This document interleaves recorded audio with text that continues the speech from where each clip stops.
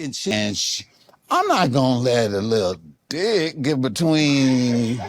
Well, even the computer said, computer like preach. That's what the computer said. I'm not gonna let a little man get between us and our finances and what we doing. Right. Now, if you ain't doing shit and you get some dick, bye, motherfucker. I'm out. Yeah. You get what I'm saying? The value of the woman. I do. And women do the same thing. Like, if they had a successful guy or whatever, they gonna tolerate a little bit more than what they do with some deadbeat motherfucker. And I'm the same way with women. I'm like this, yo. If you cheat on me and you got a 500 company, I just be like, just don't do that again. Yeah, I think there's some truth to what you're saying. It used to be a time where women would only have a sexual relationship if they felt something for the guy. Absolutely. In order for them to step outside of a relationship that they're in, they really had to feel something for that guy. If they're married, I don't care if they're a fiance or whatever the case may be. But in these women have a lot of the mindset like a guy. They'll sleep with a guy and think nothing about that guy and go sleep with that guy. And they've adopted a man's mindset because they see, well, man's doing it. Why can't I do it? Absolutely. And who says they can't? They and do so it. Therefore, what you gonna do? You gonna let your emotions keep you broke? Because that's what you could do. Your emotions that keep you broke out here, brother. What's her job in that Fortune 500 company? What's her job? Is she the CEO, the CFO, the VP? She the CEO of this boy, and she is the top dog. Yeah.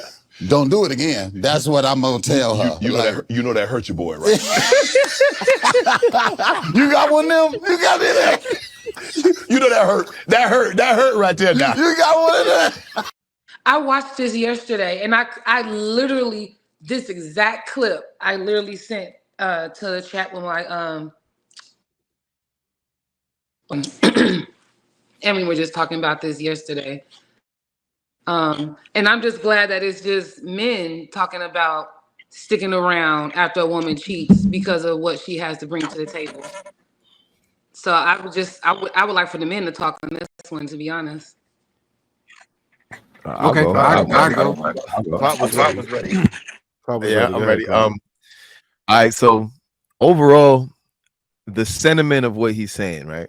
Like the idea that if the woman brings a certain level of value to the table, you could forgive certain indiscrepancies. I think that's true, but I think the example he used of her bringing value was a terrible one, because for me personally, it don't matter how much bread you're getting outside of the house. Now, if we had a company, let's say I have a family business and my wife is like, she's like literally the CFO of my company, and she's bringing in millions of dollars of contracts a year, and she got the business on smash, and we done doubled and tripled in income ever since she started working with me, then, oh yeah, she ain't going nowhere. She gonna stay right there. Listen, keep him. I might get me a girlfriend, but we gonna keep this business going because this is family business now. If it's something like that, then yeah. But just because she making a couple $100,000 working for wherever she working, like that money don't mean nothing to me. Like I can get money. I don't need your money to survive. You know what I mean? So unless it's something that's helping to attribute to the empire that I'm trying to build or the vision that I'm putting forward, like that's the only way she could be bringing value. But just having a nice job, that's not bringing value to me. You gotta put some effort into what it is that we're establishing together. And I'm talking like not just financial, I'm talking sweat equity. Like I gotta know that you sacrificed and really put in your due diligence and your effort to build this thing. And then, I wouldn't just kick you to the curb when you're a pivotal part of my life, when you're a pivotal part of how I survive and thrive even. But just for a little bag or a little check that you're getting from wherever, 200,000, 300,000, who cares? You could take that and go about your business, and I'll find somebody who's down for the cause. So you're saying that you check, you weighed your options and everything, and you're like, no, I'm not going to leave her. I'm going to give me another girlfriend. So now you want to go into the toxic stage, and now it's a tit for tat, but we're going to still work together. No, I'm not saying it would be toxic per se. I'm just saying is if we come to a point where there's no fire between us and she want to have somebody else, but we have something so firmly established that it would like drastically change both of our lives to separate, then we don't got to do that. She could keep her position in the business. You could go get you your boyfriend. I'll give me my girlfriend. and we'll keep it cordial, you know what I'm saying? But we're not gonna get divorced because we're gonna keep this empire popping. But you know what I mean, besides that, like if it's not like an empire or something we're building that I can't build without her, beat it. Man, you moving a goalpost on that. You're not really answering the question. You made it really hard. I didn't. Okay. Yeah, I would say this. I think it's dangerous to what he's doing, man. Obviously, he come from different principle, and I can't argue principle as much as can't keep arguing that shit.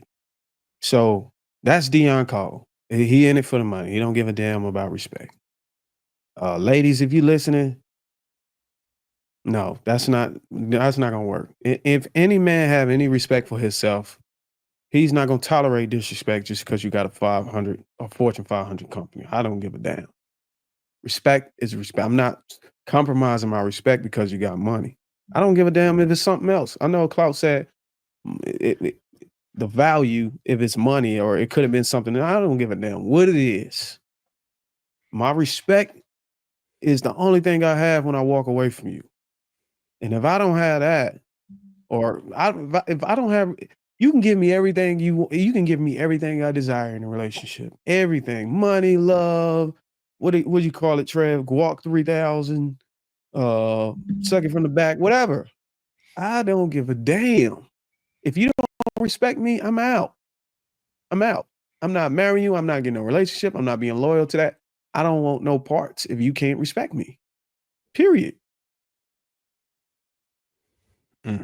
I was gonna say, like, I think this is the part that bothers me with the whole cheating and the men making different rules for women. I get that whole societal aspect of the idea of that, but I think what bothers me is the discipline aspect of it. Is like everyone talks about, especially men, how much discipline men have, and women lack discipline, right? They lack discipline. And it's crazy to me that in this one area, y'all can't exercise discipline. You have, like, I mean, food is a need. Like, you have to have food or you will die, right? You cannot have sex, but you won't die.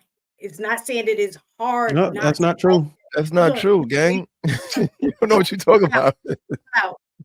Please. You don't know what you're talking about. You can literally not have sex and not die, but if you don't eat food, you will absolutely die. People discipline themselves when it comes to food, right? Like y'all are on a healthy diet. If you're trying to eat right, get your body right, you're going to discipline yourself when it comes to something that's biological, because needing to eat is biological, but you'll discipline yourself and cut yourself off from certain things in order to live a healthier lifestyle. What we're saying is if you're in a marriage, the agreement for that marriage, unless you and your wife have, agreed to other rules. Mm-hmm. But normally when we're talking about marriage, it's typically one man, one woman. Y'all both agree that nobody else is going to come into the picture when it comes to having sex. So if you can discipline yourself biologically from refraining from certain foods so you can live a healthier lifestyle, why can't you discipline yourself when it comes to sex when you're within the confines of a marriage? It's not saying that you won't ever be able to have sex. It's just that you're limiting the variety of sexual partners that you have within a marriage. Just like if you're trying to eat healthy, you're limiting the types of food that you're eating so you can have a healthier body, a mindset. People fast.